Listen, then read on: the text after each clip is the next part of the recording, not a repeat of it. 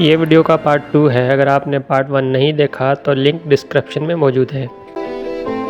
महाना करोड़ों अरबों फ़कीरों मलंगों के खाते में जाता है, जिसका नॉन प्रोडक्टिव एक्सपेंस जाता है। ये मुकम्मल तौर पे एक मुल्क या मुआशरे के लिए कोई फ़ायदा नहीं।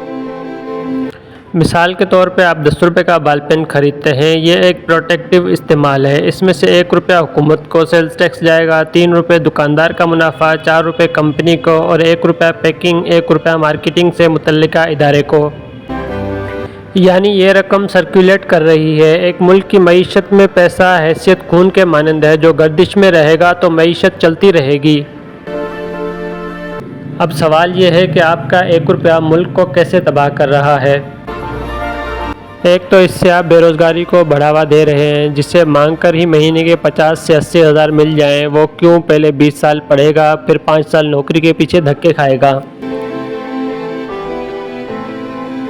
फिर पूरा महीना काम करके 20 से 25 हज़ार कमाएगा। साथ ही अरबों रुपए हर माह एक अंधे कुएं की नज़र हो रहा है, जहां मईशत को कोई फ़ायदा नहीं।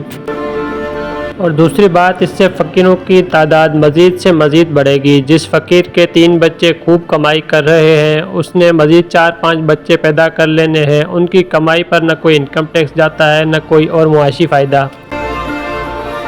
अब दूसरी बात जनाब, यह आपकी खैरात बेमकसद है। मसलन आप किसी गरीब स्टूडेंट की फ़ीस अदा करते हैं तो ये बाज़ाब्ता एक मकसद है। एक सफ़ेद पोश मिस्कीन के घर राशन पहुंचाते हैं तो ये बाज़ाब्ता एक काम है। इसके बजाय जो मज़दूर काम पर लगाया हो उससे 100 रुपये ज़्यादा उजरत दे दें, होटल के वेटर को थोड़ी टिप दे दें, रिक्शा टैक्सी वाले को किराया थोड़ा ज़्यादा दे दें, मोहल्ले के किसी सफ़ेद पोश घराने को आटे का थैला लेकर दे दें,